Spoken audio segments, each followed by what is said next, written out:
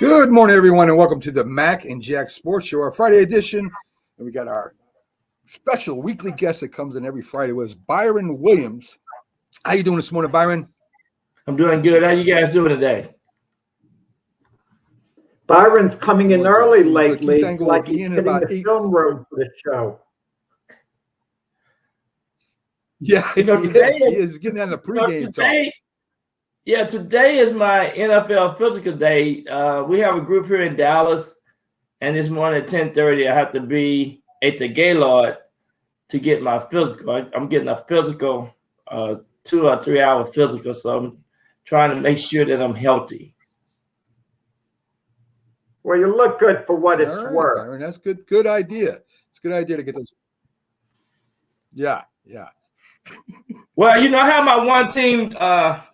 I have my one team. Let's talk sports here. Well, I have my one team shirt on today because I know you guys are all about teams. So that's what I like about coming on the show. That's right. And Jack likes to start off talking, and he says, "Let's get going." So, all right, Matt, you're hosting, Matt. Let's get it rolling here. Let's talk sports. This is clock management. We're like Jack, team that's not using our timeouts the right way. We're letting the seconds tick off the show. Well, let me host and stop being like Dak Prescott and letting time run off the clock. All right. So let's start with the Major League Baseball playoffs first. Last night, Arizona gets a win and a walk-off 2-1 score with a pitching duel. Phillies pitcher, let's see if I get it right, Ranger Suarez goes 5.5 with 3 relievers following him. Greg Kimball gives up the 1 earned run. And on the other side, with support from Ketel Marte, who had 3 hits and 1 RBI for the win. So Brandon goes 5 2/3 innings with 2 outs and 9 strikeouts, and Paul Sewald, he gets the save. So anyway, to make it short enough, thank you. That's my producer chiming in with a little light for me. So to make this story short, Arizona gets on the board, Jack. It's 2-1 now with against the Phillies. Let me expand on the good stuff you just gave us, Matt. Craig Kimbrell, okay, who took the loss for the Phillies, was once one of the elite closers in baseball, and then he just hasn't been the same last couple of years. The Phillies picked him up, hoping he could maybe close for them, and he was in a non-safe situation yesterday. So the Philly bullpen is kind of doing it a little bit by committee as far as who's going to close, who's not. But they let the Diamondbacks back in the series. It's 2-1. Everyone in Philadelphia was celebrating as if they're in the World Series already. You never know. Momentum can change. We sing that, as Byron could tell you, being down in Texas with the Ranger Astros series. Texas gets off to a 2-0 lead. People thinking the Astros might be finished. And now it's 2-up. And who knows? Maybe it's going to revert back to Texas the next couple of days. And they'll win it in 6. So Houston can win the next 2 and win it in 6. But you never know with these short series. What is the vibe in Texas, Byron, going on right now? Right now, they desperately need to, do something at home. And you can tell the momentum is switched back to Houston side. But, they got a game today at 4 o'clock. And we'll see what happens. But this is a must win for the Texas side, I think. Because Houston right now, they bats, 18 runs in the last 2 games. It's big time. Well, Altuve is still a star over there with the Astros. He went 2 for 2. He had 3 hits, a walk. He hit a home run. Jordan Alvarez and Jose Abreu, both big hitters for Houston. They both knocked in 3 runs each. So the Houston Bats woke up for last night for sure. Houston is a tough team, and everybody talks about them cheating and everything, which they probably did.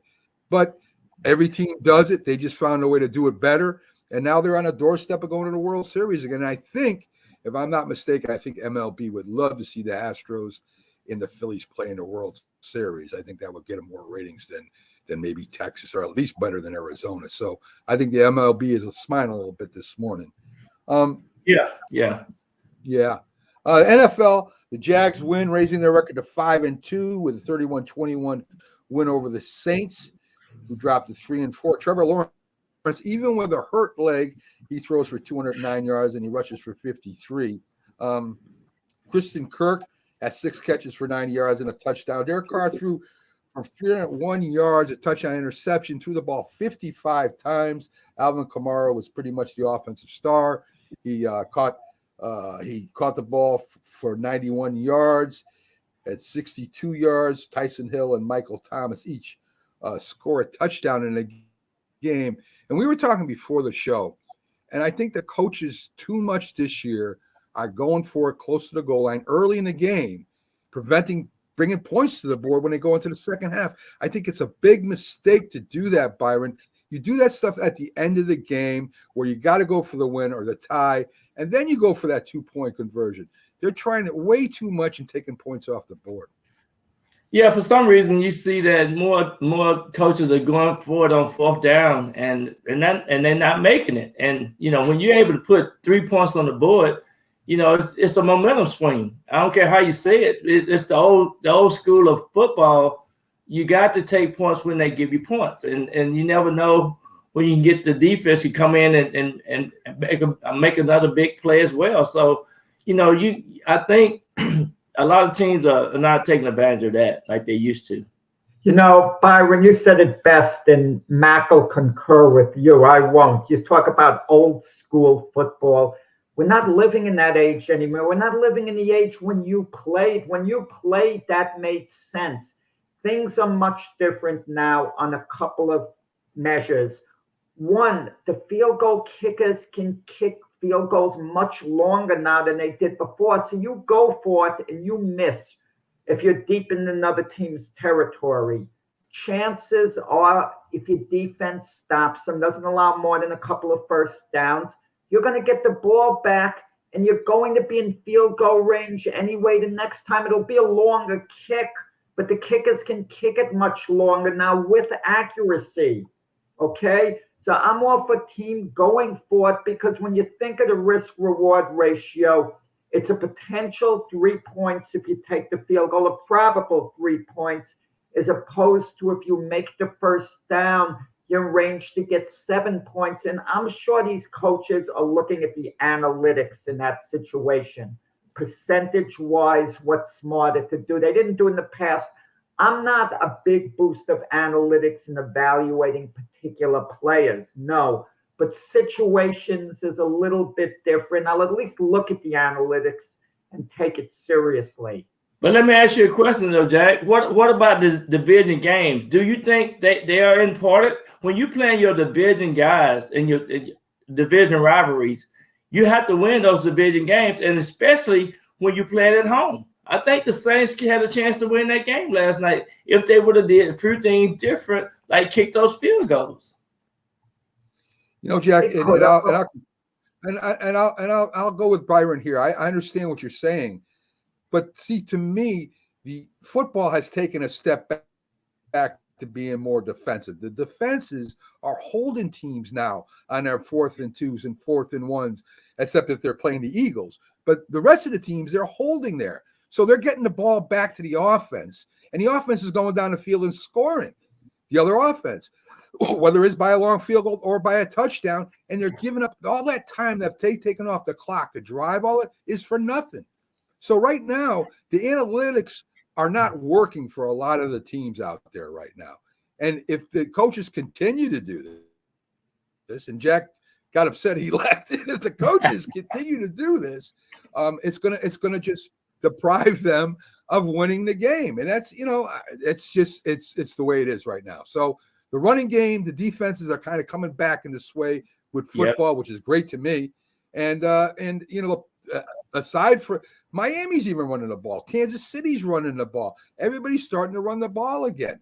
And this is just something that I think is going to continue throughout the year. Another thing, too, just think about this, Mac. If you have to throw the ball 55 times, that says a lot about your running game. I mean, you don't have a running game. I mean, analytics and all that is fine. But if you're throwing the ball 55 times, that's saying that, you're not having a good game plan.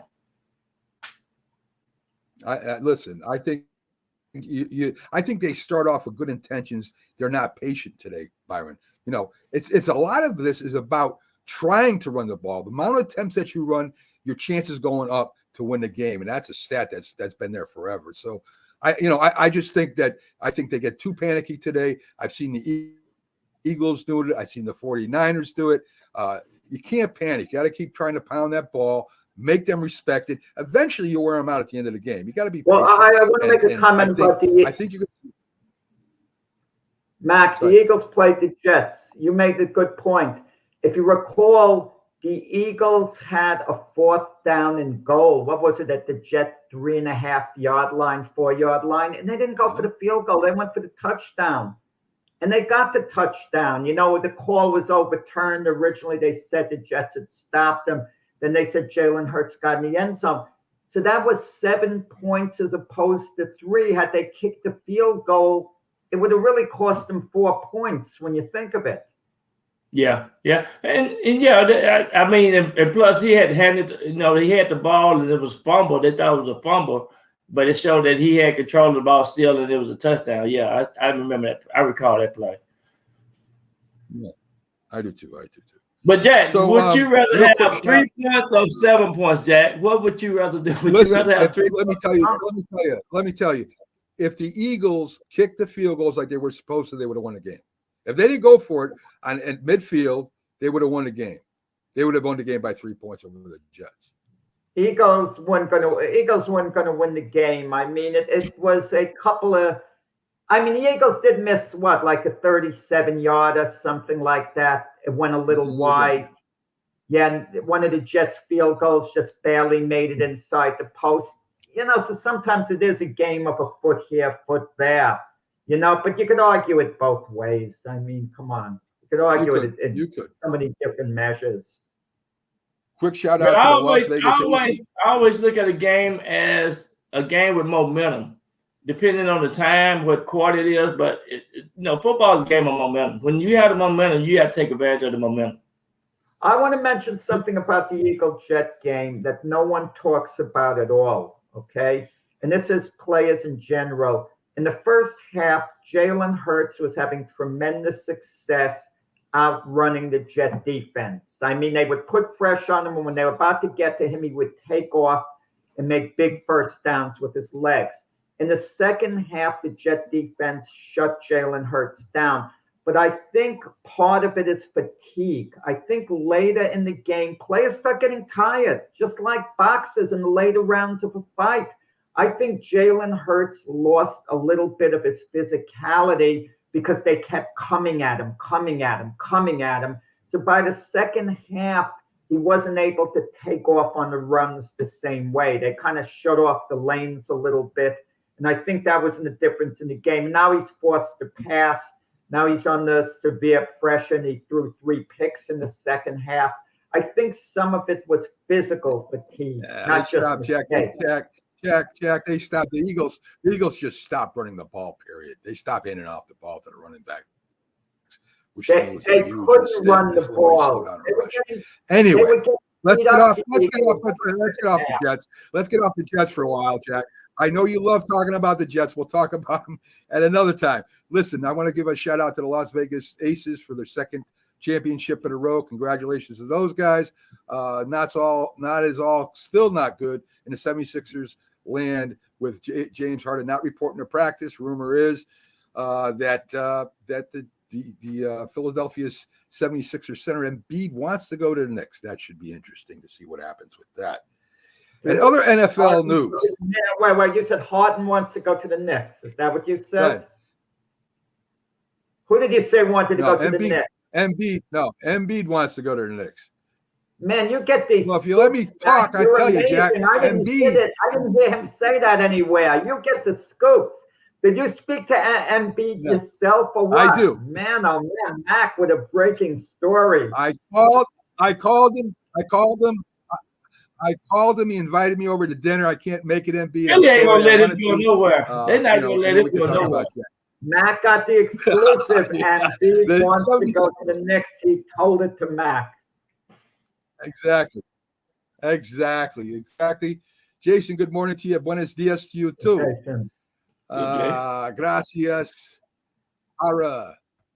I don't know how you say tuning into the show. So anyway, como están? Very good. Anyway, guys, let's get back to players based on how many rings they win. That's all he judges them on. Nothing else. He didn't think much of Dan Marino, I guess. So let's get to the NFL. Caleb Williams representatives say that for him to come to a team, he wants a stake in part of ownership of that team. Now, Caleb Williams didn't say this. Wow. His representatives did. And that's not going to happen. Nobody's going to offer that guy part ownership of any team before he even gets into the NFL. That just makes no sense. I think that's just the representatives talking out the side of their mouth right now. So anyway, there you go with Caleb Williams. Something like that. If you're a Nona Mac, you just laugh it off. You know, like for some of these agents, like Damian Lillard's agent, for example, made a big thing. His guys got to go to the Miami Heat. He let the other teams know Damian's not going to go there. It's only gone to the Miami Heat. And I'm glad what Portland did. They went out of their way not to trade him to the Miami Heat. And that's what I would do. If an agent started hurting my negotiating leverage by making a demand, I'm going to go just the opposite. Yeah. And that's the way it is. That's just the way it is. So, you know, sometimes these agents do overstep their boundary. And I think that's crazy for them to start talking about one mistake in a team. Ain't no way that's going to happen. Well, I heard an interview with Alex Rodriguez the other day when he was a free agent, when he was a player, before he was a Yankee. He wanted to go to the Mets in the worst way because he was a Met fan as a kid. And Scott Boras was his agent. And he said he told Scott Boras, I'll go there for 50% of the money. I want to go there in the worst way. So Scott Boras was making all these demands of the Mets that A-Rod has to have his own wing, his own this, his own this, his own that. And finally, Steve Phillips said, we're not interested in A-Rod anymore. Case closed. And he never wound up being a New York Met. And he would have gladly gone there for less money. Yeah. Yep.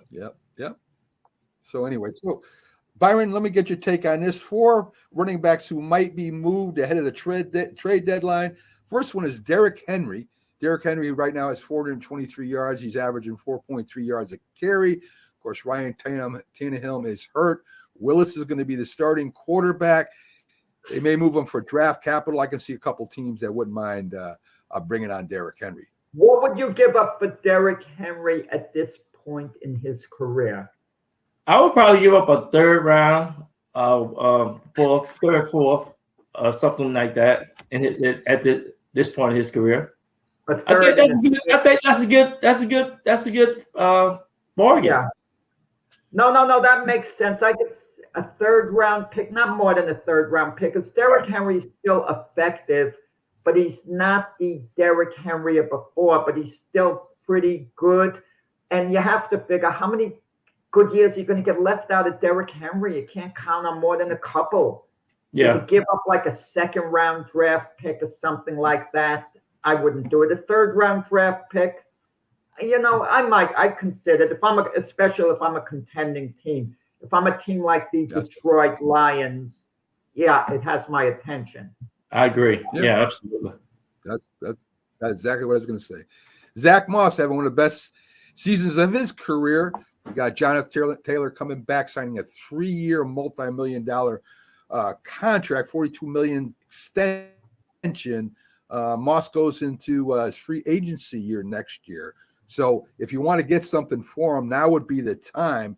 Again, a team that's looking to, improve their running game, to bring on somebody that's got a little bit, is a little hot right now, maybe to catch a little lightning in a bottle. Zach Moss is number 2 on the list. What do you think, Byron? Yeah, no doubt. Zach Martin, he had right now he was doing real well, and I think you probably can get maybe second or fourth round draft choice for him because of the season that he had. I mean, this year he was I think he was the second leading rusher in the first 4 or 5 weeks. Yep. I don't think you get a second round draft pick, not for Zach Moss. And let's see what the Colts do. Colts play Cleveland this week. If the Colts win, why would they want to make a deal? Because they're contenders. If they lose to Cleveland, maybe they're going to reset a little bit, even though they wouldn't have given up on the season. And let's be honest, Jonathan Taylor's got to be the featured back on that team.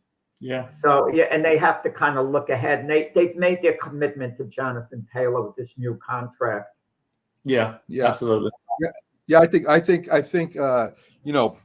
get something for him before he leaves. That's all. Before he goes next year, you might be able to get a third rounder for him.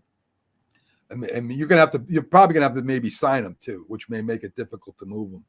Right. Dalvin Cook has disappeared. He's Bryce Hall, of course, is the number one. You got Michael Carter getting more carries now. Dalvin Cook might be on the block, Byron. Yeah, I mean, he just don't fit he don't fit the equation of what the Jets want to do. I think, like say Hall is having a heck of a, he's a featured running back. So Dalvin Cook is just something that he got to go to the right team, I think. And right now he just don't fit the future for the Jets.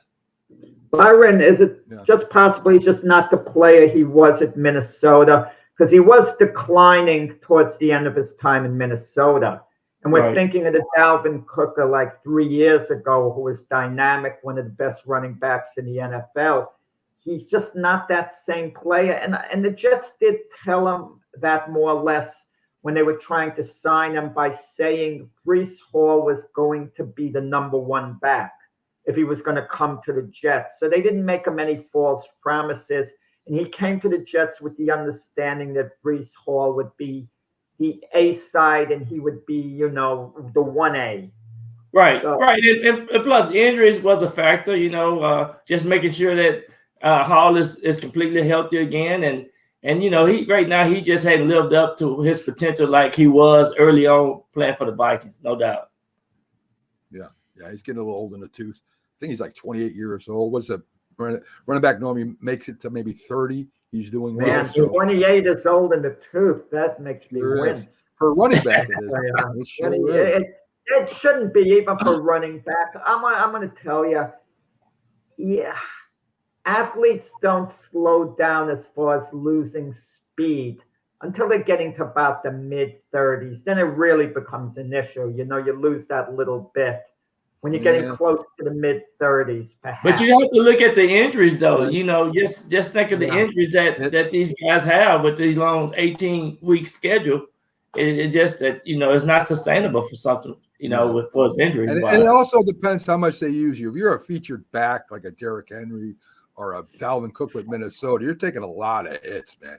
You're getting the ball 30, 35 times. Like a Christian McCaffrey. Yep. McCaffrey's always hurt, but when he comes back, it's like he hasn't lost anything when he's come back.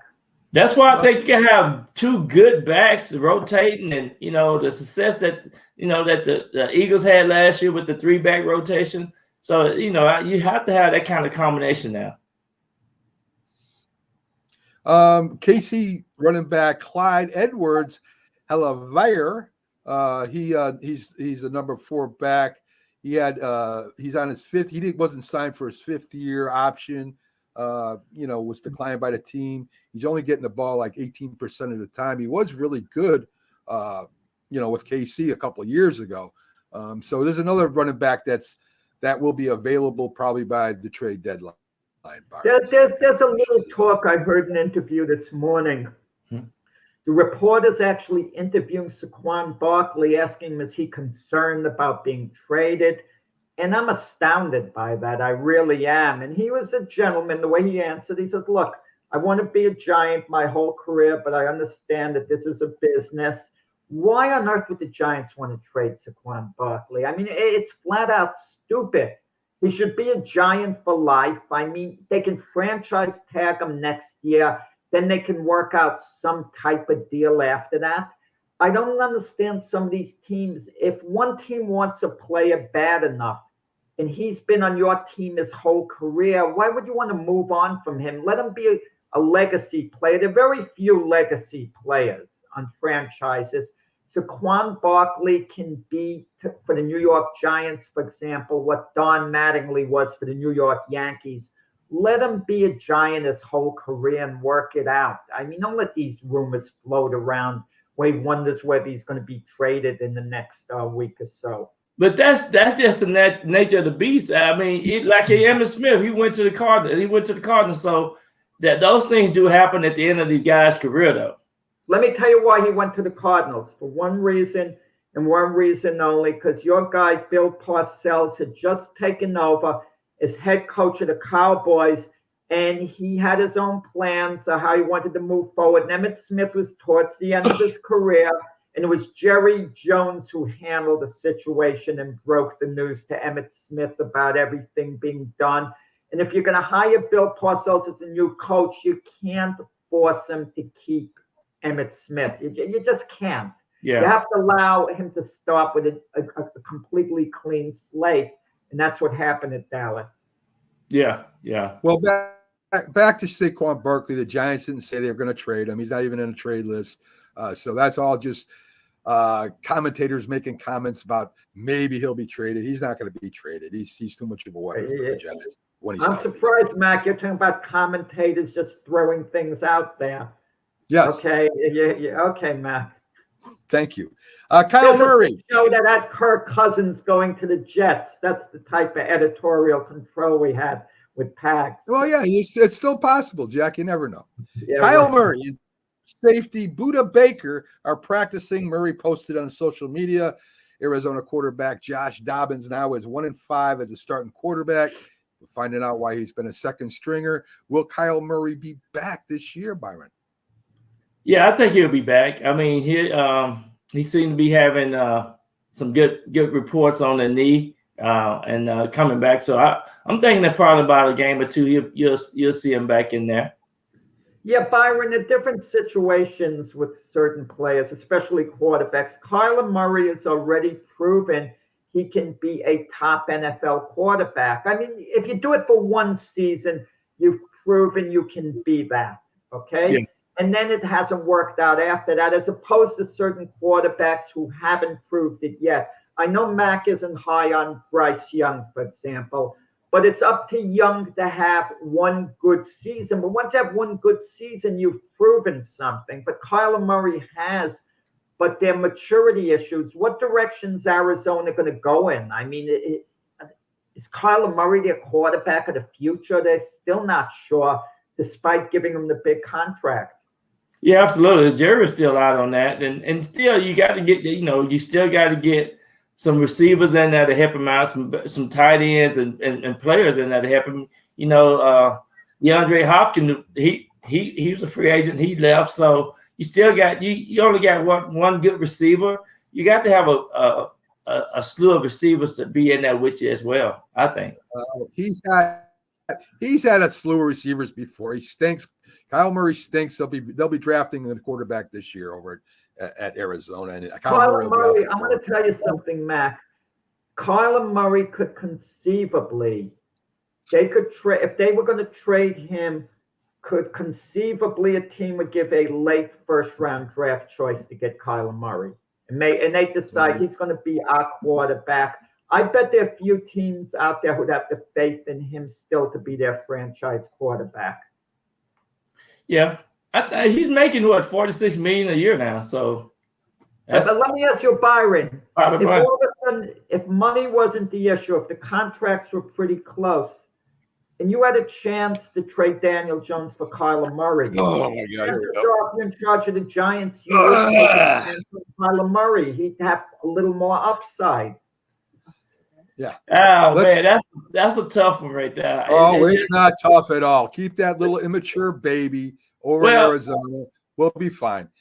Byron, don't even entertain that thought. Okay, I won't even answer that. I definitely won't answer that. Ravens outside linebacker Odafe Awe has a chance to play Sunday. Great outside linebacker for the Ravens. Could be back next game. Josh Allen was injured against the Giants. He should be playing against the Pats this week. Watson will not play this week, this Sunday. He may not be in for the rest of the season. He's got a tear in that rotator cuff. That's a very painful injury, especially when you're throwing the football. DJ is cleared to throw. Daniel Jones is cleared to throw, but not so much for contact. He's owned Washington the last 3 games, throwing for 14 touchdowns against the Commanders. I would love to see If he Daniel can't Jones go, play of against course, the. we'll have I would love to see quarterback. Daniel Jones play against the Commandos because he always played good against that team for some reason. I wonder what would have happened had Last Daniel week, Jones been in against the Buffalo Bills. Whether the Giants win that game, whether the game plays out differently all around, we'll never know. Well, he definitely probably would know what to do inside the 5-yard line. So I think so. Hey, Keith. Keith, good morning. Keith Angle. Join us from TGI Sports with a raspy voice. He's been at the karaoke bar singing a lot lately. So that's it happens. Listen, Byron, we're gonna let you go, buddy. I know you got a thing to do. You got to take your physical. Hey, Keith, it's good to see you, man. Right. You, Byron. All right. I'll see you guys. Yeah, Keith, don't worry, Byron. Don't worry, Byron. Keith chases off all our guests. I don't know what it is about him, but that's okay. So, Keith, I hear your voice is a little raspy, but I know you'll make it through. Your trooper. It's discouraging on his show with the Yankees and the Patriots. That's what it is. Yes, a lot of screaming and yelling. Yes. Yes. So, Keith, we got some college football top 10 games coming up. A couple interesting games I want to go over with you. You've got Michigan, who's under investigation right now with the NCAA for going and checking out their opponents, I guess, trying to steal their signs or their plays or whatever they're doing, going up against their rival Michigan State. What do you think, Keith? Well, sign stealing is such an overblown, nonsensical thing. I can't stand it anymore. By the way, no rules in college football prohibiting you from stealing signs unless you're doing it during the game and stealing their electronic signals. That's it. So anyway, this will be a blowout for Michigan by about 40. Right.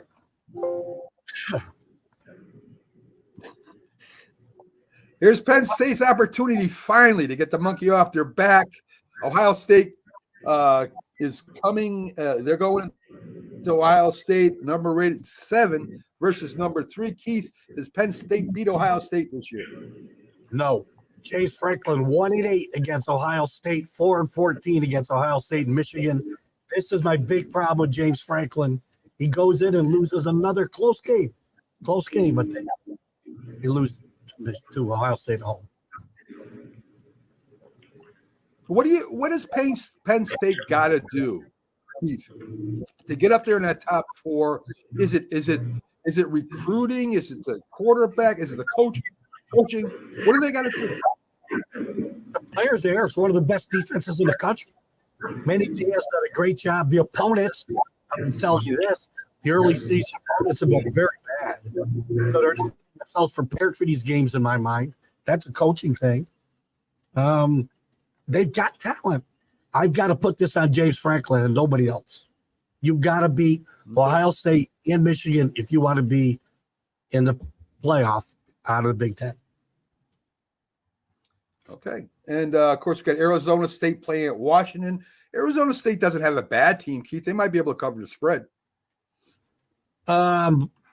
Arizona State is. Which team did you say? I'm sorry. Was Arizona or Arizona State? They're playing Washington. Arizona State's playing Washington. Yeah, Arizona State's not very good. They're going to get killed this weekend in Washington. Yes. You don't think Arizona's? You don't think there's a letdown? Maybe, but again, I don't think this Arizona State team's good enough to take advantage of it. No. Okay. Duke, who was once rated in the top at least 15, I think it was number 9 at one point during the season. They're going up against Florida State. Duke, of course, with that excellent quarterback out there. Florida State just has a good overall team. Does Duke cover the spread this week? This could be a close game. I think Duke could keep it close and cover. Florida State wins the game. The quarterback for Duke is still iffy. I'm not sure what his status is. He was out last week. Got to check closer. I'll check on that this afternoon. But I think Florida State wins a close one here in Tallahassee. We have Virginia against the University of North Carolina, jumped into the top 10. Pretty good defense, well, pretty good overall team. I don't know if they're ready for top 4 or anything like that, but they are playing very competitively this year, Keith. Boy, off what I saw last week, this team may be finally that North Carolina team that people have wanted Mac Jones to have, even before he left for Texas the first time. Drake may be the best quarterback in the country. There's a lot of good ones out there. They finally got the wide receiver, the transfer that they wanted and fought the NCAA to get. They got him back 2 weeks ago. Huge factor last week. I think North Carolina wins this game and continues. Listen, ACC may get a surprise playoff entry. Who knows? Okay, I know it's tough for them to break in when you've got SEC that's so loaded. Now the Pac-12 is playing really good. It's going to be hard for them to break that top 4, Keith. It will be, but remember the SEC is going to have a hard time getting 2 teams in. Probably the Big Ten's got the best chance of getting 2 teams in this year, I would think, again, as they did last year. But if anybody gets 2 teams, obviously, that hurts the ACC, hurts the Big 12, even hurts the Pac-12 if somebody stumbles. Yeah, and that would be too bad because I think Pac-12, especially Oregon and Washington, both I think are good quality teams.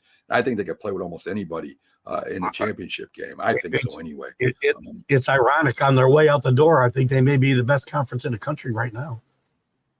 It's really crazy. It's really crazy. My team, who I dedicated 4 years to not playing football but serving, the Air Force, is number 22, Keith. And I would have been a great quarterback at Air Force. I could listen. First of all, thank you for your service. Air Force, very good school, a very good football team for years. Troy Calhoun's done a great job out there under the radar for a long time.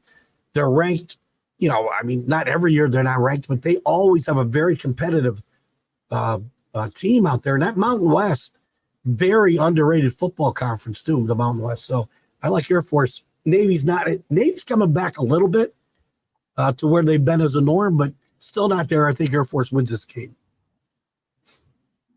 It's pretty interesting how they've been running that triple option for years out there. Army's kind of coming away from it a little bit. Navy's still running. They got that big fullback. They always seem to have a big fullback at Navy.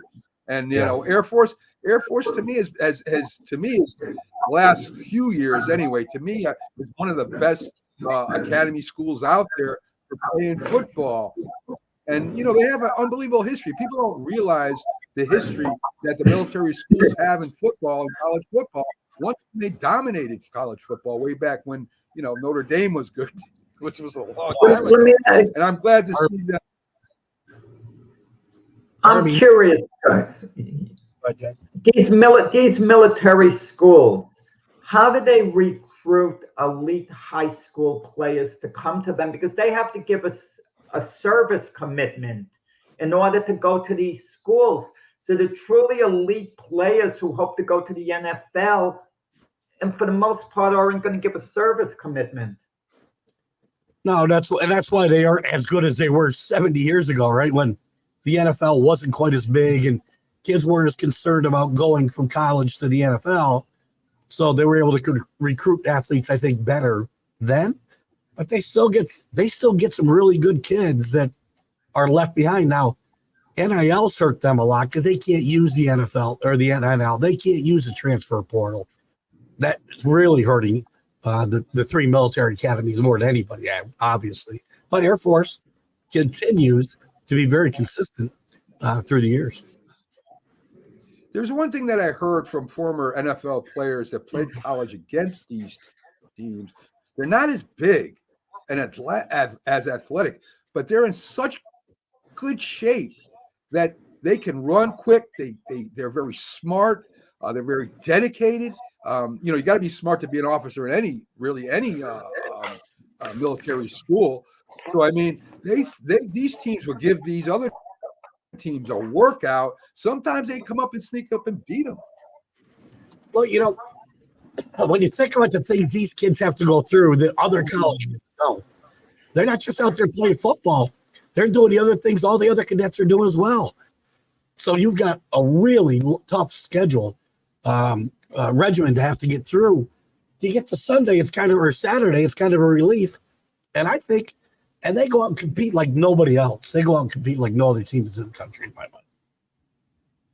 Yeah. So, I mean, hats off to those guys doing a great job, plus protecting the country, plus on call, plus up at 6 a.m. every day, not getting to bed till late at night. I give them much respect. Mac, if you want to read a great book about the Army-Navy rivalry, read A Civil War by John Feinstein. Great book. Great book. All right. I'll check it out. Definitely check it out. We got Tennessee against Alabama. Tennessee was very last couple of years. They've had a really good team. Alabama seems to be getting it together late in the season. The quarterback kind of played better. The receivers were catching more balls, and they still got a great running game and a great defense. Keith, I think Alabama's going to be in that championship again this year. It's possible. We all, everybody's writing Alabama off 4 weeks ago, and all they do is go out and win football games. They haven't always looked pretty doing it, but Tennessee doesn't have the firepower they had last year with Herndon and Hyatt at wide receiver, and I think Alabama. This score will be much down from where it was last year. It was in the 50s. This will be a much lower scoring game. I think Alabama wins. I do too. So let's get to your Patriots. You're playing Buffalo. We hurt Josh Allen for you last week there, Keith, so take advantage of it, okay? I mean, he's his leg is bummed out a little bit. I still think Buffalo probably wins this game. It's still a kind of a disarray at the Patriots right now, the quarterback situation. I think that's the biggest problem. You could talk about their offensive linemen, their wide receivers. I think that whole quarterback situation over there right now is in so much disarray that's what's really hurting them right now, Keith. Well, it is. I mean, look, Mac's confidence is not where it ought to be for good reason. I mean, he played much better last week. He made one big mistake at the end of the half. Gave them a chance. They were in a chance to win the game. Devontae Parker drops a ball in the fourth quarter. They got a chance to win that game. But, disarray is a weird word because there's nowhere to go except Mac Jones. There's nowhere to go. So they're stuck with him for this year anyway. I feel bad for the kid. I think the situation has not been optimal for him. And I think the dysfunction, at least on the offensive side of the football, has hurt Mac Jones. And he may have to go somewhere else if he's ever going to be able to regain his confidence. Yeah, it could happen. I mean, that happens to a lot of first-round draft picks, man, especially Rex Ryan. I don't know whether you saw him on ESPN. He thinks Mac Jones is just awful, just not good, that has no arm strength, bad decision-making. He feels it's just a question of talent with Mac Jones. I don't agree. I think Mac Jones can be a good game manager. He had a good rookie year. I was high on him coming out of college. I didn't think he'd be a great quarterback, but I thought he'd be a competent starting quarterback. And I still think he could be it in the right situation. But you can't, but quarterbacks have to do a little better than what Mac Jones has did with New England. It's easy to say, well, there's been injuries, there's been a turnover in coaching. You can make all the excuses you want, but Mac Jones really has been awful this year, if we're to be honest. All of what you said, I agree with. And Rex Ryan, he's not the best evaluator of quarterbacks. I'm pretty sure he's got a tattoo of Mark Sanchez on his body somewhere. So that, I was waiting for that. Mark I was waiting for that. 2 AFC championship games. He wasn't that bad. I do want to correct Jack, though. Excuses is one thing, reasons are another. And I don't care what you say. Injuries on the offensive line. Hunter is down now this week. You've got Hunter and Trent Brown are both down this week. They're not playing. These are key players. These are key people for that offense to work. And I don't think anybody, I don't care how great a quarterback you are, it can succeed in that type of situation, Jack. And you've got to know football to know what I'm talking about. You cannot keep changing playbooks to playbooks every year, putting in new systems every year, and going through injuries. And to me, those aren't excuses. Those are reasons. And your excuse is that you didn't make it to the game on time as an excuse. These are reasons, and I do feel bad for the kid. I really do. I agree with you, Mac. I try hard not to make those excuses, right? Because it's hard. Anytime you use them, the people who don't like your team or whatever, hate the Patriots, are going to say their excuses. But there are a lot of reasons why he has not progressed, and it's. Let me tell you one thing. Some of it's his fault, though. He's got to take responsibility for his own shortcomings. What I love about Mac, he's saying we have to show more confidence in Mac Jones. He was the first one who said, "Let's start Zappy over him," as I recall. Well, don't miscue my words there. I didn't say we got to have confidence in him. I'm just saying there's a lot of reasons over there that New England didn't look that bad. And a lot of people blaming Bill Belichick, too. Players have come out, Teddy Bruschi, Ty Law. They're saying this should be his last year at New England. He's approaching this losing record faster than the winning record. Of course, a lot of coaches, great coaches, have bad losing records too. They've lost a lot of games. Coaching that many years, it's going to happen. I don't think Bill Belichick is by any means a bad coach or has lost it. I think he's just been too long with New England. There's only so many years that you can be effective. So many times you can say the same things over and over again that the team, gets tired of it. And I know Bill Parcells and some other coaches have moved on, saying after about 10 years, that's the max, man. You got to move on because it gets stale. 20 plus here. I don't disagree with that. The big thing is, I hear guys say the game has passed them by. I don't believe that. Coaching wise, I think Bill Belichick can still do the job. Roster building, different story. This team has not been put together well since Tom Brady left. Even before Tom Brady left, this team was not constructed the way it should. No. I think they had that one great year when they had that perfect season. That was them and all 8 cylinders. That was the Patriots' best team they ever had. And that kind of short. For some reason the name escapes me. It's ridiculous that it should. The receiver that the Patriots had that they allowed to go to the Raiders, and they signed Juju Schuster in his place for the same money. Jacoby, right? Jacoby. There, that reportedly hurt the morale of the Patriots team. Why make a move for similar money, similar quality receivers? I mean, what does that do for team chemistry? What was Belichick thinking? Unless he thought Juju Schuster could be one of the best receivers in the NFL, and he overestimated his talent. I don't know. Well, they asked him directly about that before the game last week, and he gave, of course, a non-answer. Oh, we wanted Myers back, blah, blah, blah, blah. Well, if you did, he'd be there. And he's a better player than Juju, and I said that when they let him go. He moves the chains. He's a reliable guy. He's got great hands. He's even scored touchdowns now. He never scored touchdowns with the Patriots. He's a good player, and they miss him. Yeah.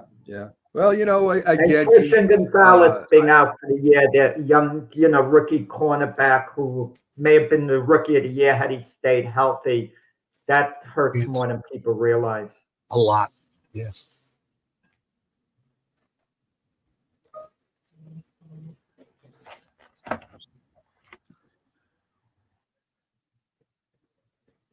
Well, we can always talk to Keith about Yankee news. What's going to be? This year place is bringing up Aaron Hicks. Right. Until as long as Mac is frozen, is Hal Steinbrenner going to do anything drastically different with the Yankees, or is he just giving them some tough love right now? Oh, geez. Well, we hired an outside firm to do an evaluation of the entire organization. Outside firm that doesn't know anything about baseball. What an outside firm? Are you kidding me? Why don't they come and pay me? I'll do it for free. Yeah. It's wrong. Jesus God. Mac's back, I think. Want to get your thoughts. Want to get your thoughts on my Giants team isn't doing much better than the Patriots right now. They have a stretch right now that they're coming into like the next 8 games or so, where they might have a chance to make some moves here. I think they're playing the Commanders twice, and that they're playing the Saints. I know they got the Eagles in their one game, but they do have some. They're playing the Patriots. They're playing the Jets. They do have some winnable games here now. They're 1-6 right now. Now, if they win 5 out of those 6 games, say for 1-5, that they could win these 5 out of 6 games. Okay, they're 1-5. Very good, thanks, Jack. So in maybe these you're next counting 7 this to as a 8 loss games, against the they have Commanders. winnable games. They're not playing Miami. Well, it could. But I'm just saying that this is possible that this is where the Giants make their move. I think in the next 2 games, if they don't win any of these next 2 games, it's over. It's definitely over for the Giants. I agree. And for me, they're one of the biggest disappointments in the NFL. I picked them to finish second in the East. But I said, and it's still a problem, their margin for error is much smaller than anybody else's that they're competing against. Smaller than the Eagles, smaller than the Cowboys. Daniel Jones needs to be perfect. The online needs to be perfect. Everybody needs to be healthy, and none of that's happened. None of that's happened. The Giants are the worst case they could possibly be this year. Maybe they make a run. You're right, Mac, but I think they need a healthy Daniel Jones to do it. They're capable certainly of beating the Commanders, and they're fully capable of beating the Jets the following week. I'm going to be honest about it, because it's not like the Jets have an elite offense with Zach Wilson and the controls. I mean, it's going to be a tough game when they play the Jets. I anticipate a close game whichever way it goes, but they've got to beat the Commanders this week if they're going to have any realistic chance of making a playoff run. It's got to start now. Oh, there's no tomorrow now. Yeah, I definitely agree with that. Keith, I know you got a show to do. I'll let you get out of here a little early. Me and Jack will talk a little bit of boxing, and you can go get ready, clear your throat, gargle, whatever you got to do there. Listen, some, the Mad New Yorker is going to be given a lot more freedom to talk today, which could be a very scary thing. So, well, remember, you got that mute control. I use it on Jack a lot. So, I mean, if you want to, I got permanent mute on me, keep right? him in line, you could do that. Just FYI, tomorrow morning. Tomorrow morning, the college football huddle will be live at 9 a.m. on Roku because I wasn't able to do it the other night. So that'll be excellent. We'll be live. Keith. Thanks for coming in, and we'll see you on Sunday. Take care of that throat of yours, Keith. All right, guys. Bye-bye. Bye-bye. Take care. There you go, folks. Keith Engel with TGI Sports. Up with Are You Serious? Right after we're done, we got a very busy day on Roku. We got shows from ours all the way up to 9 to 10 o'clock tonight. So stay tuned on the Roku channel, and you'll be able to see it.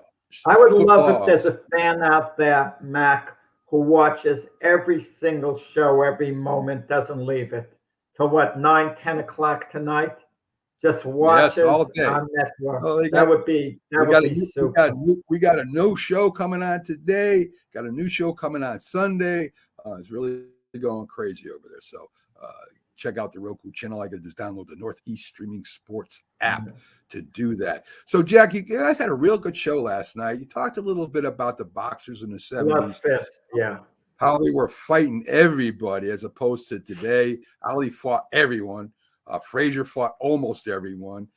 It was a very. I want you to talk about it because the people that missed the show last night.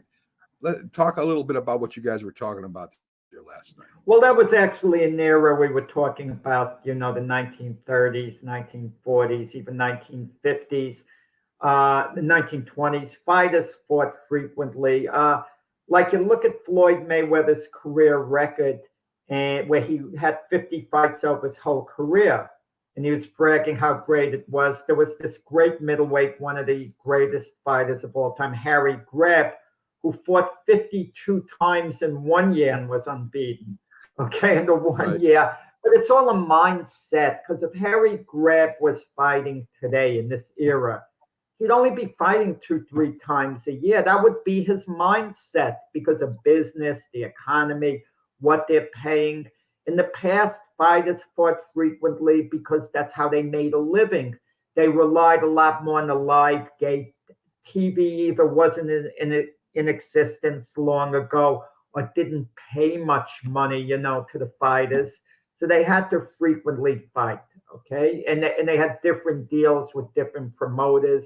They were rarely tied down to one promoter, no matter how great the fighter was. In the case of a Joe Louis, he fought for promoter Mike Jacobs. Jack Dempsey fought for Tex Rickard, but for the most part, all fighters were free agents. They went fight to fight wherever they would get the top offer. And I think the sports now transition to being more entertainment. You don't have the hardcore boxing fans. You have the fans who like to be entertained. That's why Tyson Fury could be fighting in a week or so a mixed martial artist, in a boxing sanctioned match. But he's not fighting a real boxer. Jake Paul, who I'm going to call a real boxer at this point, he's doing everything that has to be done. Kudos to Jake Paul. But the bottom line is Jake Paul has yet to beat a professional boxer. All his victories have been over mixed martial artists who are good fighters. And this isn't to say they can't box a bit, the mixed martial artists. They can box somewhat, but they're not real boxers. But Jake Paul is a boxer / entertainer. And the reason people are buying his fights because they like the entertainment value involved.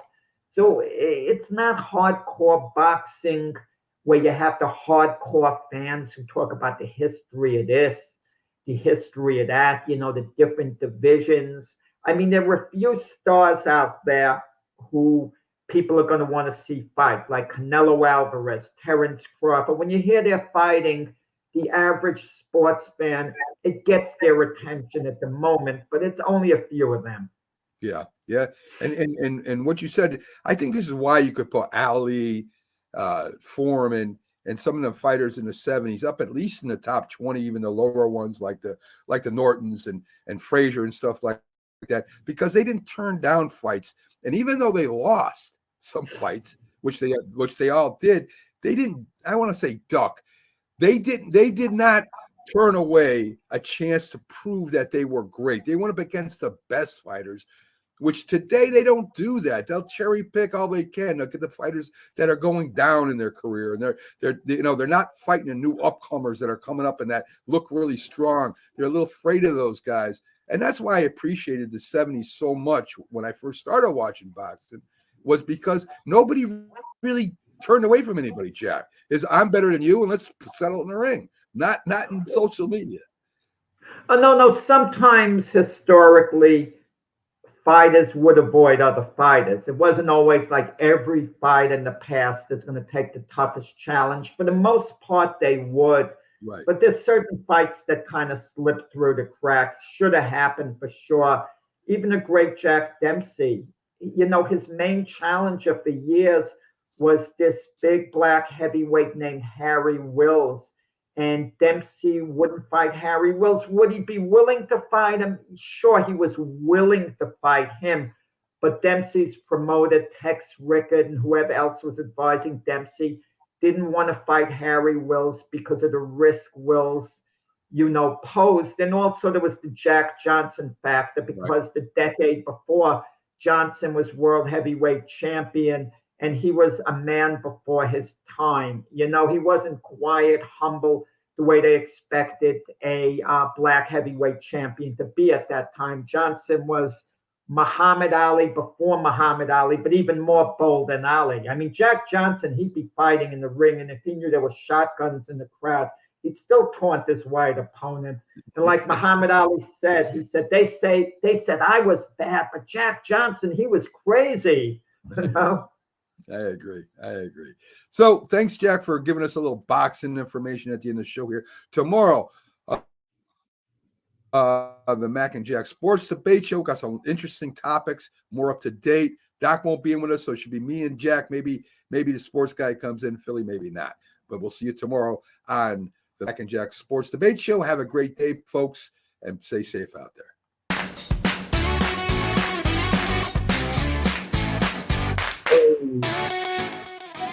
Good morning, everybody. Keith Engel here for TGI Sports Talks. Are you serious? And yes, are you serious? I have COVID again. Can't travel these days, guys. So the voice is shot. We're going to bring the man New Yorker in here. And in just a second, after I get a little bit of business out of the way, DDH, thumbs up, buddy. You're watching us on TGI Sports Talk, Northeast Streaming Sports, Let's Talk Sports. Want to give a shout out to, please tell me I didn't lose this again, Ralph Williams and RW Media, and specifically the Sports Corner over there on WBVP in Pittsburgh, 1230 AM 99.3 FM. He is on every Monday night, I believe at 5:30 with Smoking Jim Frazier. So check that out. And we'll do some stuff with Ralph later on as well. And before my voice totally goes, because I can't talk too long at once, let's get the Mad New Yorker in the room here. Good morning, Carlos. Good morning, everybody. Happy Friday. Welcome back to reality, Keith. Sorry, your vacation brought you this sickness. Took 10 days to get sick this time, so I'm thinking it out. I got a new strategy next time. Drink. Just come home with 100% alcohol to blood ratio. I think I'll be fine. Yeah, no, I mean, it's a rainy day here in New York anyway, so you can stay in a little bit, relax, not worry about stuff anyway. Or good afternoon, Alec. Good afternoon, Alec.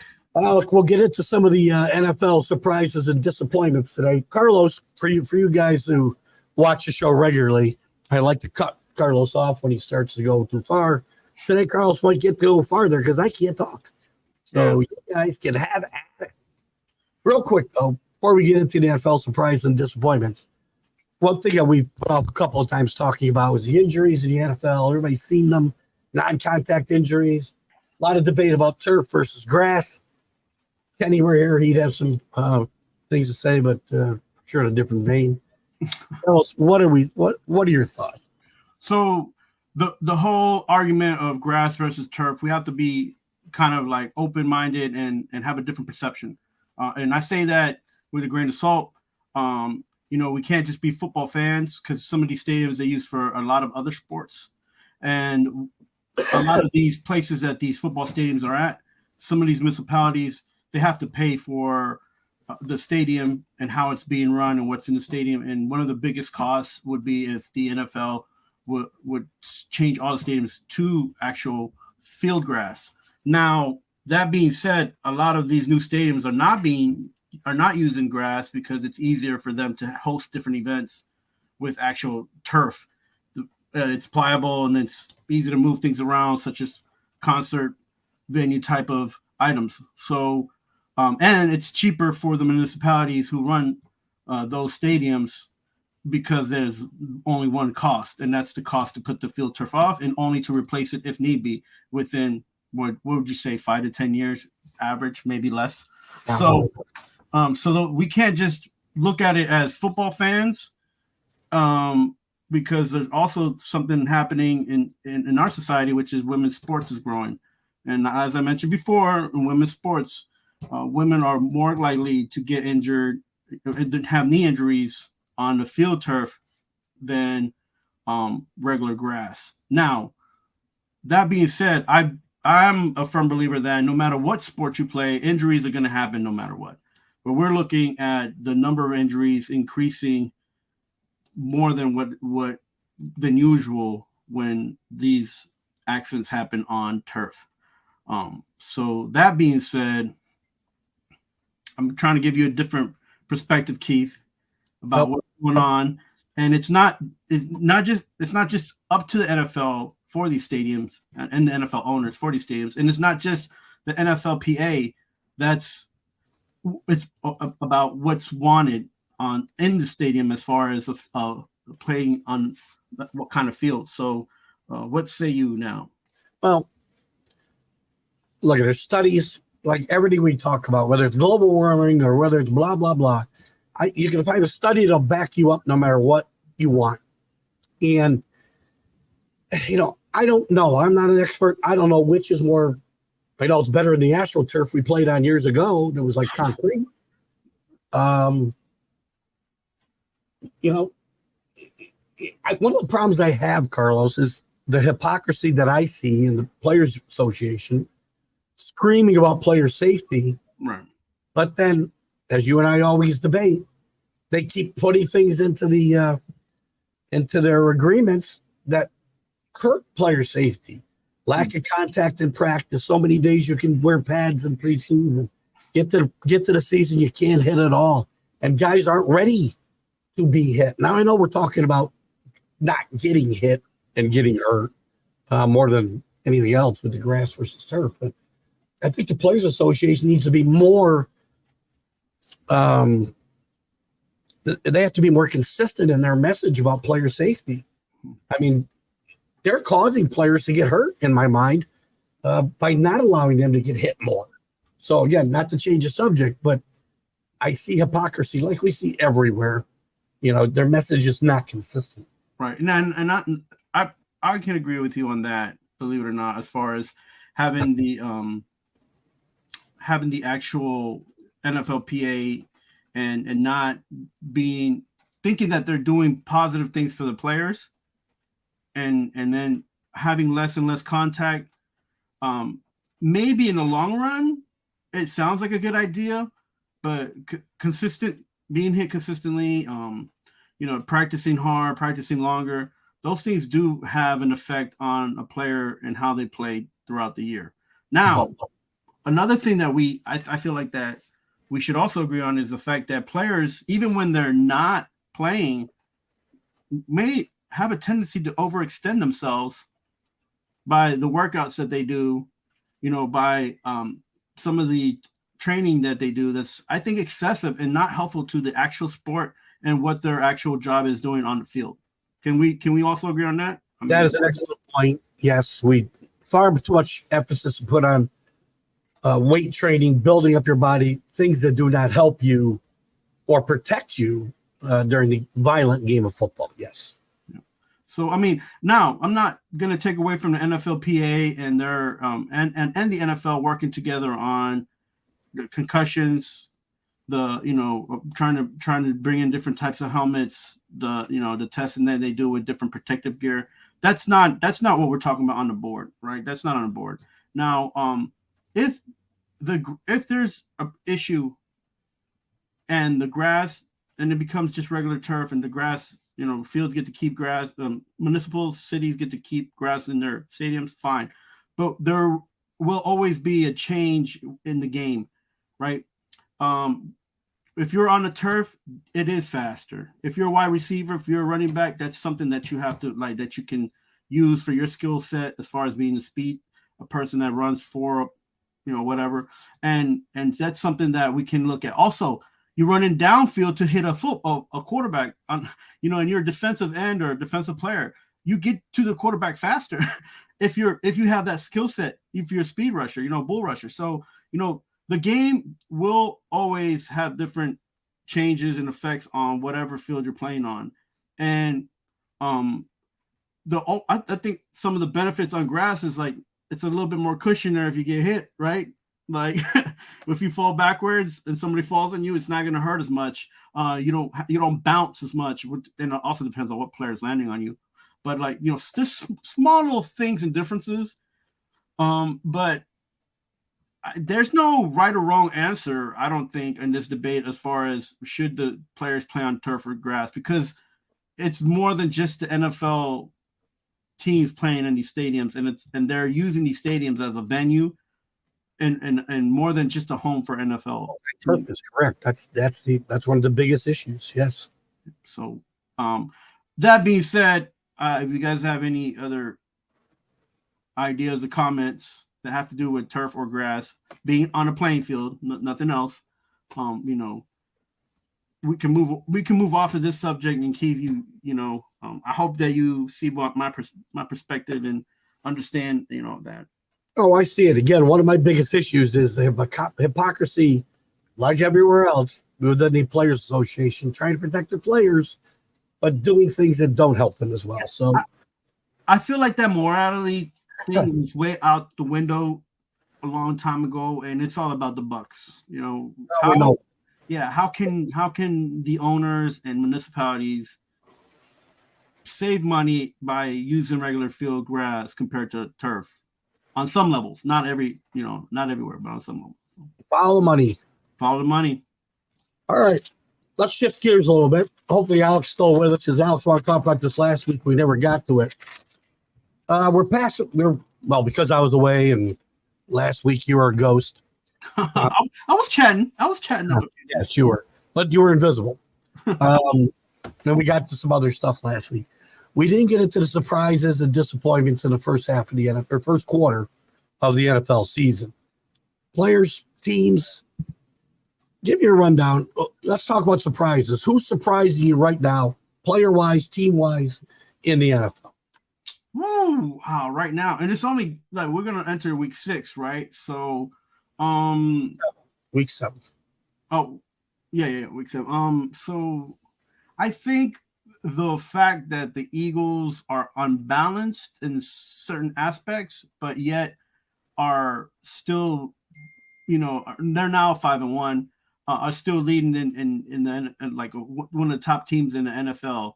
I think that's a surprise, and I say that just with a little, if not because they're not a good team, but they have a lot of offensive weapons, but they're not using them as I think they could. And I think Sirianni needs to kind of open his eyes and got to realize that this team has a lot more talent and up than what they're playing to. And I think he's got to get this coaching staff into a better situation. So I agree. The Eagles, look, they're still right now, them and the 49ers are the two, and the Dolphins, I guess, are the most dominant teams in the NFL. Is that some surprises? I mean, I think the Jets, the fact that Jets have hung in there at 3-3 without Aaron Rodgers is a surprise. And I'm glad you brought that, because the game that the Jets played with the Eagles, you wouldn't think that the Eagles were one of the best teams in the NFL, and you wouldn't think that the Jets were one of the worse off teams in the NFL after the injury with Rodgers, right? So if they made that game competitive, and the Eagles should have ran off with this game, and that's a testament to what the Jets have right now as a defense. And then also give credit to Zach Wilson for being able to keep him in the game and score, because that's important. Your defense you can hang your hat on defense, but you got to be able to score points, which then there's a lot of teams right now in the NFL that are not doing that. So that's Anthony got here. Surprised the Titans didn't trade Derrick Henry yet. I don't think 2-4. That's got to be a disappointment, I would think, for Tennessee fans. No, I mean, I don't think people realize in the NFL how close that race is in the AFC South, that you don't really have to trade off your best asset. I'm surprised, and with the situation of the Titans, that they haven't gotten a better quarterback. I would drop this guy Tannehill. Who's out there to be had, though? Who's out there to be had? If I'm the Titans right now, one of the people I look at is Russell Wilson, to be honest with you. They have, he can at least get you 2 or 3 games, and you don't need that many more contracts you have to take on. Yeah, I mean, but these contracts can all be dangled, and these owners can stop thinking about this spending money if they want to be competitive. Is that a real word, by the way? Can I quote you on that? Fandangled? Can I quote you? Bamboo. I mean, they can be fluffed. These contracts can be fluffed, and So there is a lot of flaws in these contracts anyway, Keith, right? Because you turn around some of these players, huge contracts, get an injury, things happen, teams get compensated by insurance, players still get paid. So there's a lot of things that we sometimes don't see because we don't know what's in the underwriting of these contracts, and that it ends up working for both parties. So, Yeah. And as far as Barkley goes, they can't. How are they going to trade him? They have to depend on him. Whether they paid him or not has not got anything to do with whether the Giants were depending on Barkley. Yeah, Trading him now is almost impossible because he doesn't have a contract past this year. So nobody's going to give up anything reasonable for Saquon Barkley right now. What team right now could use Barkley to get into a playoff position? To improve or get into? To get into, not to improve, to get into. Because Barkley's not gonna. He's gonna waive any kind of trade if he's not gonna be in the position to be in a run for a Super Bowl, right? Seahawks. Yeah. Number one, Seahawks in my mind. So, but there's other teams. But again, you're not going to get value trading Barkley now because nobody's going to trade him without a contract in the end. Yeah, I know. Yeah, with it. Right. And no matter whether he gets traded or not, he's not going to stay. Ooh, the Bills. There's a problem, Anthony. The Bills could have 20 running backs on the roster and still not know how to run the ball and stay running the ball to give them the opportunity to win a game, unless it was game 2 or 3 of the beginning of the season where they actually did that. And yet the team's 4-2 with the best point differential in the NFL. It doesn't. I mean, that goes to say that the teams that have been playing also have been not that great in defense. So I'm just saying. Pretty sure they killed the Dolphins here a few weeks ago. Yeah, but they're not. The Dolphins know. Everybody knows that the Dolphins have an okay defense and not a great defense. What about? I'm not maybe you're right, Anthony. But Anthony, how about this? If the Seahawks if they make a trade, I'll pick up one of their running backs that are good, and I wouldn't mind receiving a second, third, or fourth round pick if I'm the Giants.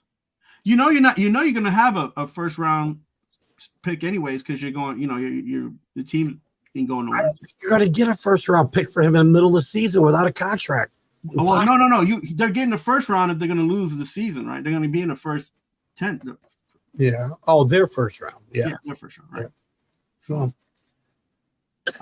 if you're the Giants, you don't need number one players at this moment. You need depth. So they should be willing to trade and be open to receive anything. Besides, me telling them that they made terrible mistakes in the last 10 years. In Anthony's own AFC North, there's some surprises to me. The Steelers being 3-2 with getting virtually nothing out of their quarterback, I think is impressive and surprising. And the Bengals, disappointing to me at 3-3, too much talent. They still don't improve their offensive line. They're going to get their quarterback killed. Yeah, I feel like, and I told this to Robert, and I even told you this, that contract for Joe Burrow, I think it's good. They're going to see, and it's going to reveal that it was something too heavy on the top end. It's not going to be worth their while. Not because Joe Burrow is not a good quarterback. It's because he doesn't have much more potential to go reach. He has to be surrounded by these weapons. And he will be a good quarterback if he has all those weapons. But you see there, T. Higgins is not doing well. You see that his own wide receiver is telling him, hey, you need to relax. You need to go get healthy. Then you come back and we can make this happen. Joe Burrow, he's come back from his leg calf thing okay, but the O-line is still not making it easy for him, and they're testing him. And that's not good because you don't need to test the quarterback. You need your quarterback to be just throwing and rifling down, bullets down the field and all that. You don't need to be seeing if he can run to the left or the right because he's got a former calf injury like that. That Joe Burrow's past that. Joe Burrow's team's been to a Super Bowl and they need to act like a team that can return to the Super Bowl, and they don't have the mentality. And I think it's because their coaching their coach doesn't have the mentality. Their defensive coach has lost an edge, maybe because he's lost a few players from the last team that he's had. But their team they need to have a better mentality, and they need to play with more, what's that word? Motivation, and they need to just go out there and play football, man. The three things, those are small mistakes that they've made that they could have easily kept themselves in the game, but they keep giving up points, and then they have to play catch up, and they're going to find themselves out of a playoff position if they don't change that mentality. Go ahead, Keith. I'm sorry. That's okay. You're good. I was just looking at Anthony's comment here. Listen, I would have taken this trade to the Patriots about 6 weeks ago. Yeah. Now, makes no sense now. And by the way, who are the Patriots going to give up for T. Higgins? Mac Jones. Yeah, okay. I'll do that. But Bengals need help on the offensive line. Can't help them there.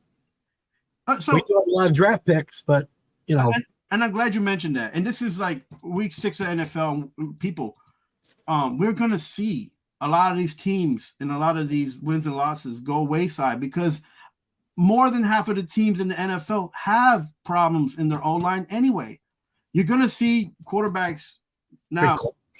You're going to see a lot of injuries in quarterbacks. You're going to see a lot of injuries on running backs because this is a time of the season where you start seeing which teams' O-lines, they've been tested now, which teams can actually uphold the rush, right? The defense, the guys on the defensive end, the ends, they're rushing the quarterback more. They know that these O-line, the guys are tired. So they have a benefit right now. They have the benefit. Looking around the AFC a little more, I find the Chargers a huge disappointment right now.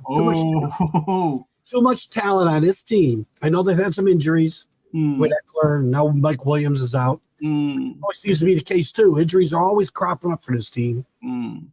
Something's going to change here, probably coaching-wise. We'll talk about coaches in a second.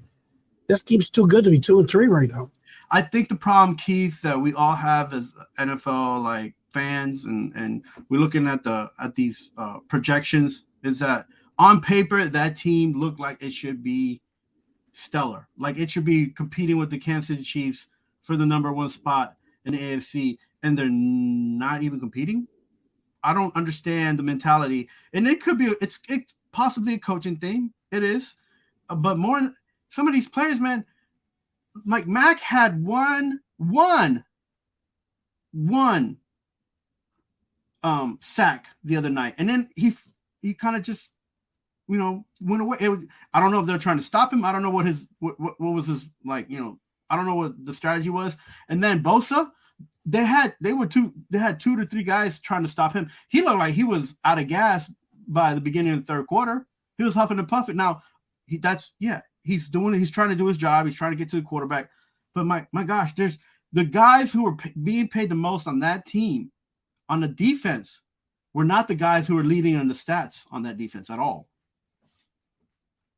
Surprise winning disappointment. Surprise winning disappointing team. The Ravens, their offense is always get them to the playoff to do nothing in the first round. I mean, that's because you got yourself built around a running quarterback and no weapons to surround him with. I think this year will be different. And Anthony, I think the difference is going to be that their defense will actually be what they hang their hat on and not offense. Their defense will keep them in the game, and their offense will score enough points. I don't think they'll get past the first round because they don't score a lot of points, and they have trouble scoring fast, right? So you realize this is an offensive league, not a defensive league. Yeah, anymore. no, I know, but defense is what gets you into and get you in and get you through. That's why the Patriots are the mess they're in. Yeah, but the problem, the difference between the Patriots defensive teams in an offensive league. The difference between the Patriots is that they're being coached by a guy who thinks that the way he coaches defenses is going to get him into a Super Bowl without on the other side having one of the best quarterbacks that ever played the game. That's your problem. It is an offensive league, but the defense that Belichick is playing is not up to par to balance off the offense that he has, which he has no offense. So, Well, we have no defense now with Judon and Gonzalez out for the year. Yeah, how about that? That's a surprise for a lot of people here in the Northeast, is that the Patriots seem to just keep falling more and more and being a team that's gonna just have to be rebuilt, and more than one way. And how about we talk about some of these coaches now? Well, we can do that. Let's go through the league. Who's in trouble? AFC East, anybody in trouble? Belichick. Belichick's in trouble. But I've said this for almost 3 years now. It's like, this guy, he is a genius. Nobody can take that away. On one thing, though. The game has not passed Bill Belichick by as a coach. It's passed him by on how to build a roster. So he can't be doing both jobs, and he wants both jobs. That's why he's probably not going to be back here next year. I'm not even sure about that. I just think, right, even the control that you give him and the fact that he's got players that come in and out, because he's had a group of talented players come through, even as a GM. Some of them already peaked. Maybe that's one of the issues there too. But it just goes to show that no matter who he's had, the younger guys haven't given him the support and the coaching staff that he's had than the older guys that he had come up with. Because he drafted guys who weren't as good as those older guys. I just think that even the guys that he has that have been younger have not been successful at coaching past their actual coordinator jobs. Judge, not a good coach. Who's this guy? Josh McDaniels, not a good coach. Even this guy, what's his name? The genius that coached down at the Jets. What's his name? The genius. Yeah, Mangini. Yes. Yeah. Wasn't he a former coach for Belichick? He was never even a coordinator. Nope. Right. So the things are that I feel like that tree that he's been going, like, that's been coming off of him, hasn't been as good as the guys before that. The guys before that, they've had a lot more success, and they've but not as coaches. Again, not as head coaches. So, but I don't care about any of that. All I care about what they do is their job as assistant coach for the New England Patriots. I could care less if they fail somewhere else. I think that goes to show you that a lot of these guys should have stayed assistant coaching or coordinators. Yeah, absolutely. Right? Even the guy with the pencil, what's his name? He was a terrible head coach. I can't remember his name. Matt Patricia, yes. Great defensive coordinator who we made an offensive coordinator. Brilliant move, Bill. Brilliant move. But so you look at the track record of this guy's tree branch, and it hasn't been successful as for somebody to become a head coach. Now that goes further to saying that himself, he's not there to be trying to produce coaches, but his playing is what he's done is it hasn't been able to progress during the years. Not being bounced off with one of the best quarterbacks that's ever played football, right? So I don't see anybody else in trouble here. Salah's going to get a pass no matter what happens. I think he should be moved. I think he'll get a pass. He'll get a pass because that defense is what that's what he coaches and what. AFC North, the only coach I can say would be in trouble might be the Browns coach, what's his name? Stefanski. Stefanski. I think they will keep him just to try to build something out of something, just to have something, to see if it's worthwhile. Their defense plays very well. It's their offense that's been struggling, and they lost one of the key components to the offense, anyways. Right, Chubb. True. He might get a seat pass. Is your coach in trouble in Tennessee? Mike Vrabel's one of the better coaches, one of the better respected coaches in the league, but this team underperforms consistently. Yeah, I think the problem there, and he's not my head coach. He's just one of the teams that I follow.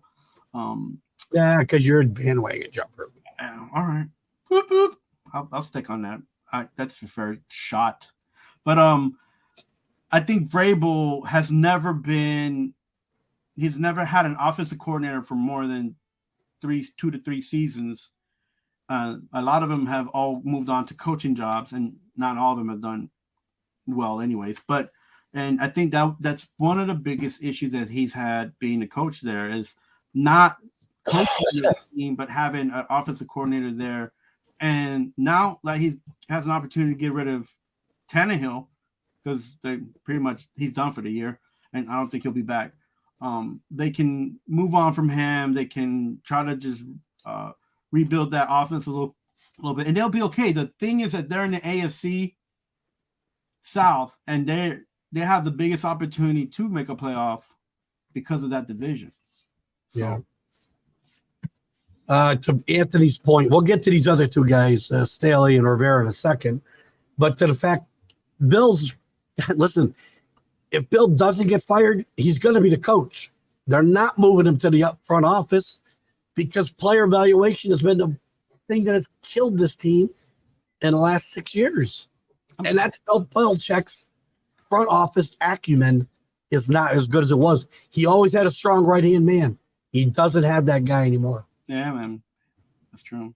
And I think he should have been moved up to the office a long time ago. So, in fact, when you talk about Staley right now, I think Staley's gone unless the Chargers have some kind of miraculous run in the playoffs.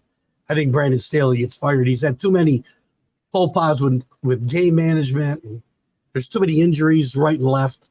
And by the way, rumors you keep hearing, Kellen, if Bill Belichick gets fired, the Chargers might be a landing spot for Bill Belichick. That'd be a beautiful place to go to just retire right into the sunset. Just something to think about. Yeah, and Kellen Moore is there though, right? And I feel like that's one of the reasons that they got him there is just to make sure that if anything happens, they have a backup plan. It might be Kellen Moore. You don't know. Yeah. Good morning, Kenny. We already had our conversation about grass. Sorry, so you were left out of that. Anthony says, "Oh yeah," and Kevin O'Connell. Kevin O'Connell had too good a year last year, I think, to just give up on him this year. If the Patriots move on, are they gonna make that guy a head coach, the ex defensive player? Gerard Mayo is the guy people talk about. But if other guys come available, a Kevin O'Connell, a Mike Vrabel, the conversation could change a little. Ooh, Mike Vrabel. You would bring Mike Vrabel to the Patriots? I would consider it. Yeah. I like Gerard Mayo a lot, though. I really do. But that's a defensive-minded coach. You said this is an offensive league. He was a defensive player, yes. You bring in somebody who has good offensive acumen. How about that? How about I was my head coach, make Mayo the defensive coordinator, or vice versa, and make Kevin O'Connell the offensive coordinator. How about that? I can live with that. I mean, they have enough money to make that happen. One other team in the West. Yeah.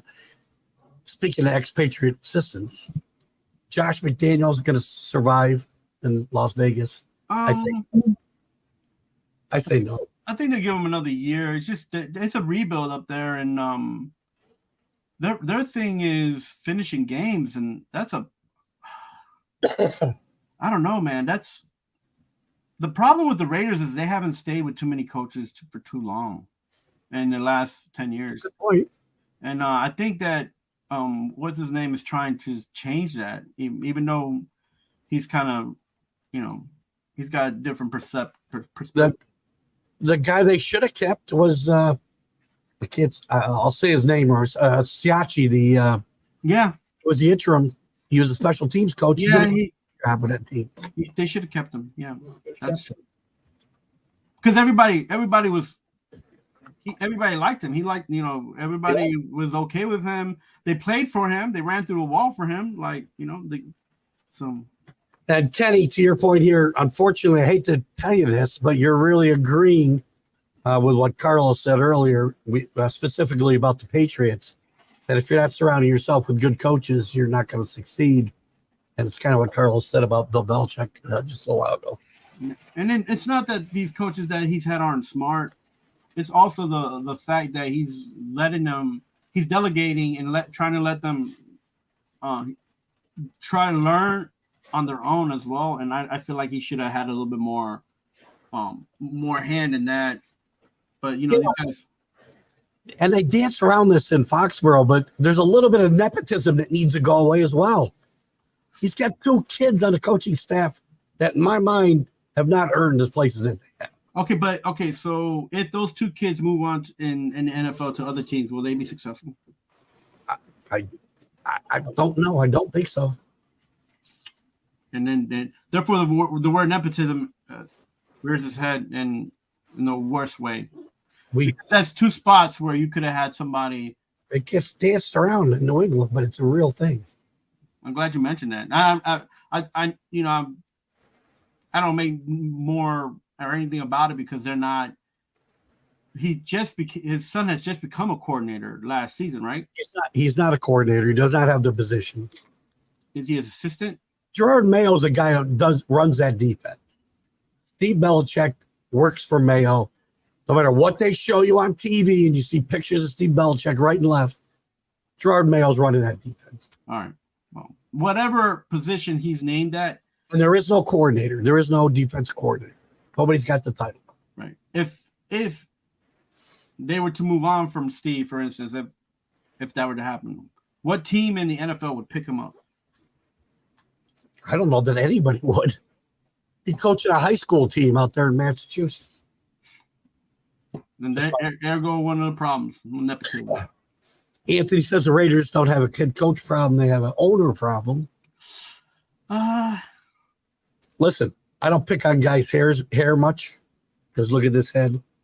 But that guy can afford a better haircut. I'm just saying. He don't need to. He got a nice girlfriend with that haircut. What was that? But maybe she likes bad haircuts. I don't know. She would have loved Mo Howard. I know that. Hey, if he does have a problem, the owner there, if there's a problem of anything, it's the fact that I think he's just trying to create a culture and trying to be somewhere. Like now he's in Vegas. Now he knows he doesn't have to move. Now he can start to do and move pieces around him to build a culture. And Raider fans have followed him no matter where they've been. Right? This is their 4th location?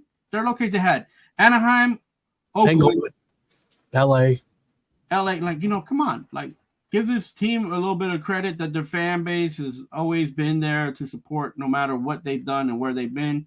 And ownership at that point, some of these players got to play under contracts, right? So he's not selling this team anytime soon. I don't know. That's not gonna happen. And Kenny does say, I think that's a compliment or a shot. I'm not sure. You can take that any way you want, Carlos. I warned you. Hey, it's all right. Who gives a shot about hiring your family if they're willing to put the team first? I care if they can't do the job. Yeah, you got to be able to do the job, man. And another thing, too, it goes to show you that if you're doing your job well, you'll be able to move on to any other team in the NFL. Some of these guys, and the Giants have had a couple as coaches, should just have been coordinators, but they were able to say something or had enough what's that word? I just dropped my mind. Like had some references that were able to back them up enough to slide them into a position. So, don't need references when your head coach is the father. So, and I don't think people want to deal with that.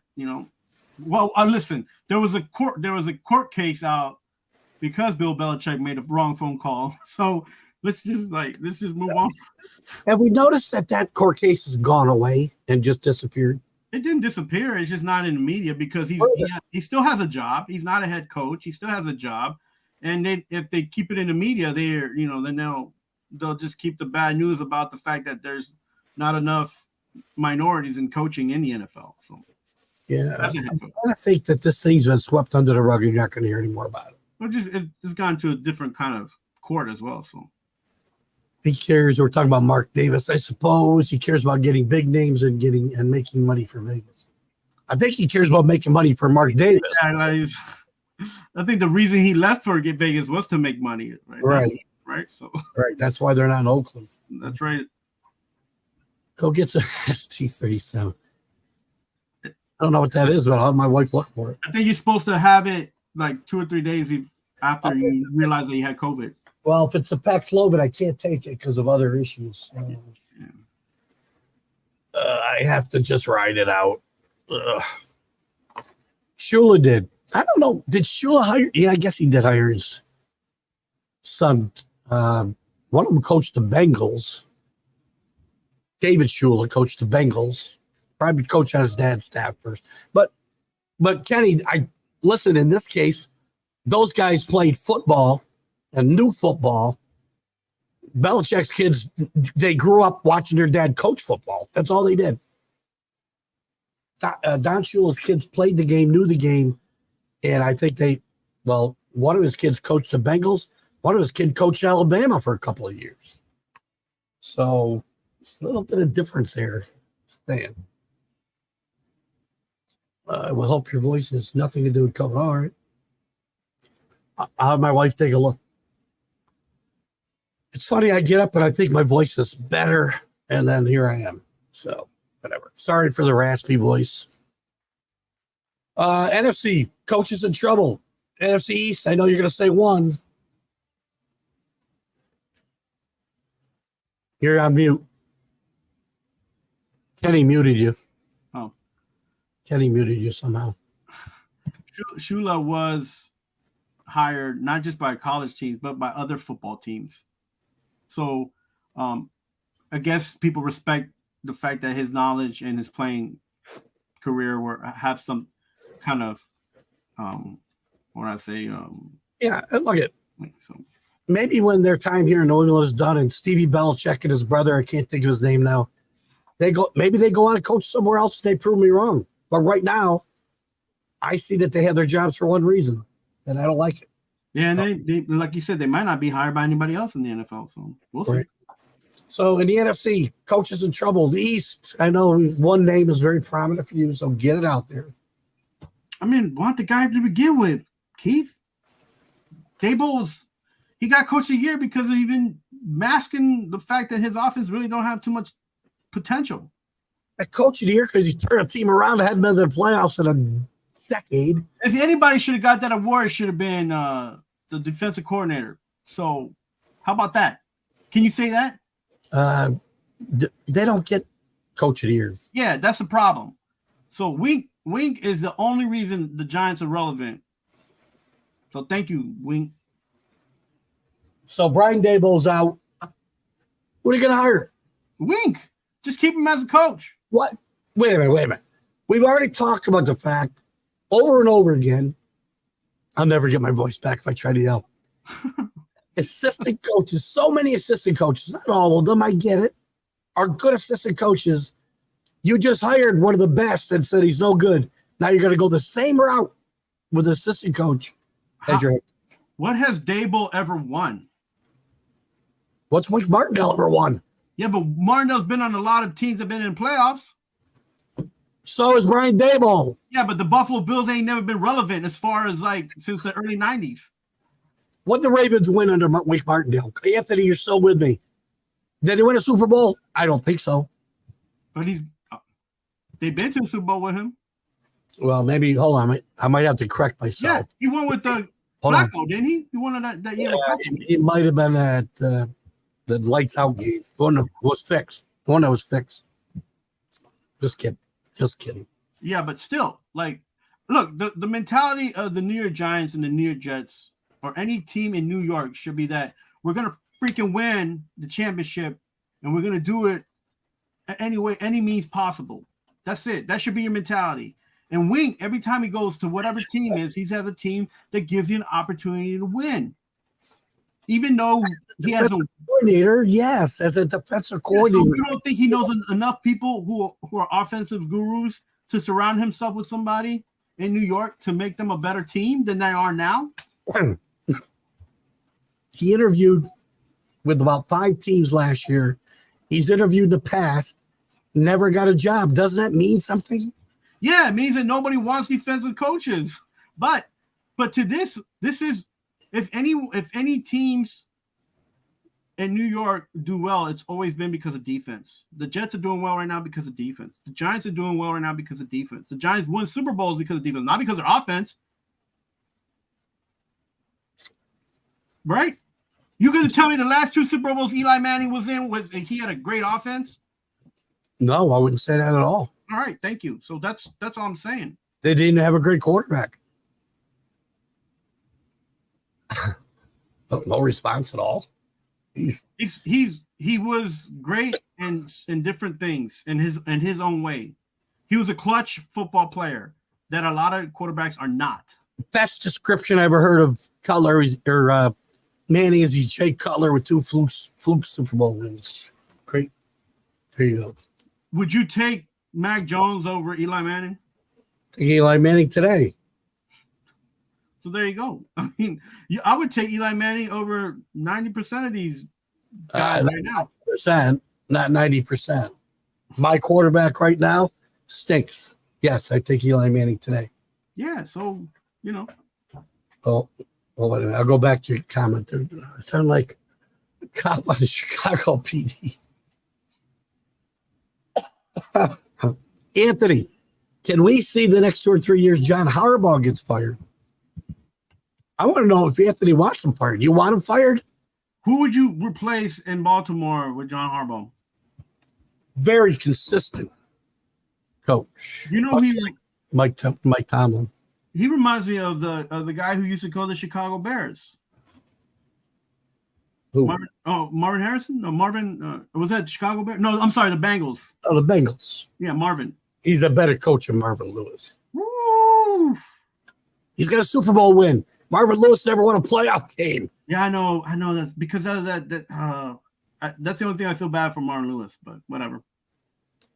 But Marvin Lewis came from the Ravens system. Yep. He was a defensive coordinator. Yeah.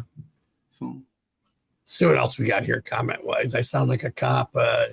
You're under arrest. Show me your empty your pocket. What? You take that smart compliment because I didn't want to back up Eli Manning as one of the best quarterbacks in the NFL? I'm not sure why you said that.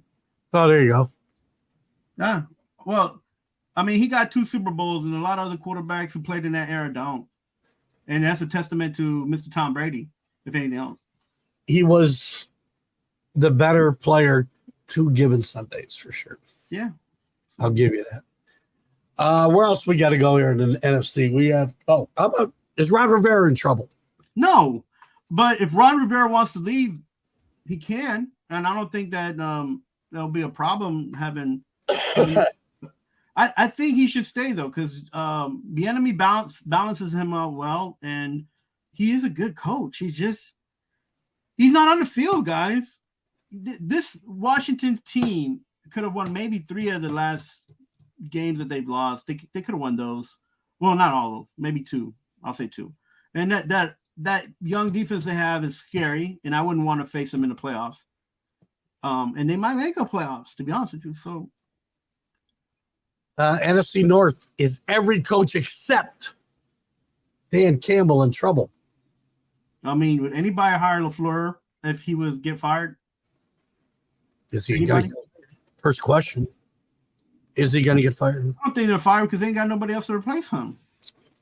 And Green Bay Packers the Green Bay Packers, they do that. They hold on to people there and just have that culture of trying to make sure that they build and have consistency. So I don't think LaFleur will leave. I think LaFleur stays. I think O'Connell stays.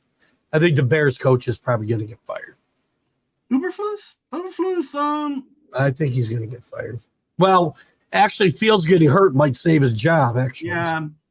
I think Uberflus actually has a good idea of putting a defense together. The only problem is that their offense is not balancing out, and the defense is playing too much on the field, so it makes them look like they're not that great. I'll let you have this one here. Brian Daboll can turn the Ravens around. Yeah, he can turn them straight to a loser. If you're in Baltimore, you better stick with the guys that you have and stay with that culture, because Brian Daboll doesn't come from that kind of culture. Brian Daboll he ain't never been a winner. He ain't never done anything to win anything. I love it. He was on the Bills. I love it when you say he's never won anything when the guys you compare him to also haven't. The Giants have gotten, the last 10 years, the Giants have gotten coaches that haven't won anything. You don't get Super Bowl winning coaches every day off the street. But I'm not saying that, but you can at least, if you're going to borrow from a team that knows how to win and get to at least the playoffs. I've said it hundreds of times. Whoa. Brian Daboll helped turn the Buffalo Bills and Josh Allen from laughing stocks into contenders year in and year out. Would you hire that coach up there in Buffalo? Would you put him on the Patriots team? McDermott? Belichick, no. If Belichick wasn't your coach next year, would you go and be like, McDermott's a man, I want him on my team? No, but I'm talking about Brian Daboll. What I'm telling you is that he wasn't even a coach. Well, he was a coordinator, and he wasn't even the head coach there. So they picking flowers out of a garden that's not even that bright and blooming. Bro, I don't understand why they couldn't go out there and get a coach that even came from the Pittsburgh Steelers or maybe a 49ers coach. They tried Joe Judge, and that didn't work out. And at least I give the ownership testimony like a good try, a good little golf clap. Joe Judge didn't work out. You try to pick somebody from a winning team, but at least he has some kind of winning mentality and came from that. But he didn't assume that to his teams. Kenny, I misspoke. I really didn't mean Manny was better. I meant the Giants were better those 2 Sundays. That's all I meant. But I misspoke a little bit there. Ron Rivera will end up like Bruce Arians and move up to the office like the head coach or something like that. Head scout or something like that. Yeah, I got a feeling that Ron, if he moves on from the Commanders, will end up on a team, and that team will finally win the Super Bowl. Like there'll be a team that's so close, but they just need a head coach. Maybe he goes to California. Maybe he goes to the Chargers, right? And they win a Super Bowl. How about that? Another defensive-minded coach. But that Ron Rivera with the roster that the Chargers have right now would be a playoff team. Yes or no? Yes. Thank you. Yes. I believe that. I'll stick by that. In fact, Ron Rivera, if you listen to him, just go to the Chargers and take Staley's job. He don't know what to do with it. Well, you got to give him, first of all, they got to give him the money. Plus, yeah. Well, if anybody's not deserving of a coaching bump and a great contract, shouldn't it be Ron Rivera? Yeah. When Ron Rivera turned around a team in Charlotte, almost won a Super Bowl, but this quarterback didn't help. That situation didn't help that last play, right? That wasn't his fault. When he was at the Bears, they were competitive. Wasn't he on the staff that won the Super Bowl with the Bears? He was on the team. No. Not talking about the one where Hester played when they did the Colts. Wasn't he on that staff? No, they didn't win. They lost. I'm saying, wasn't he on that staff? I'm not sure. Probably. Come on, man. Ron Rivera has been a good player and has been a good coach. Agreed. And only thing that's keeping him from greatness, unfortunately, is the fact that he needs a title as a Super Bowl winner. Talent. It's not his talent. The talent he has on his teams. So what you're saying is you don't care or have a track record of winning? No, because not everybody can coach in New York, Kenny. You got to have a New York mentality to coach in New York. You got to be cutthroat. You got to be somebody like Coughlin and say, listen, you show up 10 minutes early, you're already 5 minutes late. Like, come on, man. You got to have a mentality to get through the media, to get through all this nice stuff that New York City has to offer. That's what I'm saying. None of these guys come here with that edge and say, we're going to win. I'm going to be here. We're going to win and we're going to get a championship. I invited these guys to tee off on Carlos today to save my voice. Thank you, Kenny. So, I mean, Anthony, like how Keith said, another defensive coach, LOL, while turning it around. Look, okay, how about these? These coaches who are defensive minded it's not what's bad with the league. What's bad with the league is sometimes they try to get these offensive coordinator gurus, right? Gurus who don't balance off the team well, and they keep that good defense, great defense, better defense on the field way too long. My argument has always been this, and what I've said since for like the last 3 years. If your team cannot score 27 points plus, you're not going to win the game on an average. Not every day, but on an average, right? And your defense has to give you an opportunity to score at least 7 to 14 points, at least. And that team will be the one that be competing for a playoff and in a Super Bowl. I've said this, and that's been the trend, right? Have I not said that? And isn't that what isn't? You know, now teams are expected to score 31 points because they're leaving the defense way too long on the field, and the defense ain't giving you the opportunity to score points on a field goal, safety, or what have you in the red zone.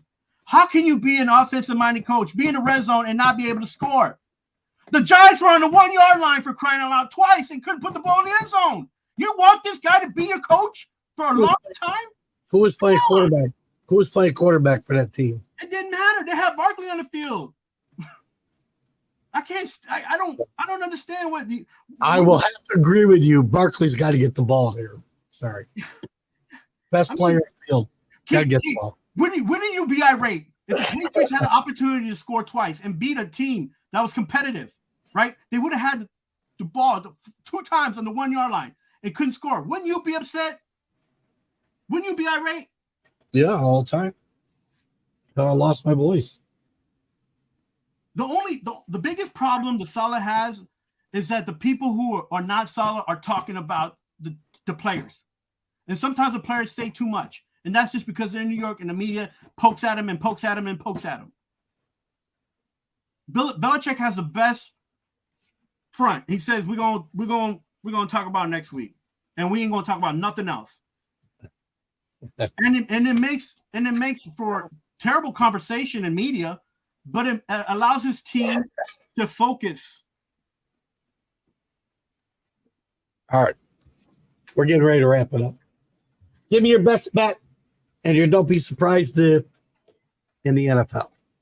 Oh, man. Don't be surprised if the Dolphins make it to the playoffs and lose. What? I'm talking about this week. Oh, this week. Oh, man. Who do the Jets play this week? Jets have a bye. I guarantee a win for the Jets. There you go. No loss for the Jets. Good call. Loss for the Jets. Who the Giants playing this week? Giants have the Commanders, team formerly known as the Redskins. Yeah, I believe, and I said this on the NFC show with Dan. I'm not Dan, with Alan. That that team that score is gonna be like 21-7. Maybe. And the 7 and it maybe. And if it's 7 points, it's like a field goal and a safety or something. It's nothing, it's not the offense scoring. Don't be surprised if. So I believe that the Washington Commanders take that game. Well, that was your lock. Or is that your don't be surprised if? That's my lock. What's your don't be surprised if? The Green Bay Packers lose. Okay. Because that quarterback situation and that defense and LaFleur, that's bad news up there. All right, here's my lock. Dolphins, Eagles. I'm going to score about 75 points in that game. I won't give you a winner. The Eagles are going to have trouble. They got to. Over under in that game is 51. It's a gift. It's a gift. Right. Bet it now, bet it often. And by don't be surprised if Patriots beat the Bills. Yo, you know that the Giants game is the 2-point? I do. Like, what does Vegas know that we like half of that team didn't practice? We got a couple comments to get through, then we got to get out of here. Kenny, New York is a bunch of whiners. No wonder they. Listen, guys, you guys have a great weekend. Enjoy your football and be glad you're not a New York fan. States are about to implode. Don't be surprised if the Dolphins blow out the Eagles. But I hope they get 52. Derek Carr throwing his coaches under the bus. Yeah. Derek Carr is one of the worst human beings in the NFL. Oh, yeah. I'm starting to regret the fact that I liked him in LA. Lock, Lions over Lamar. Or, I'm sorry, they sacked Lamar 4 times. 4 times? Get out of here. Sorry about the voice. Thank you, Carlos. See you guys next week.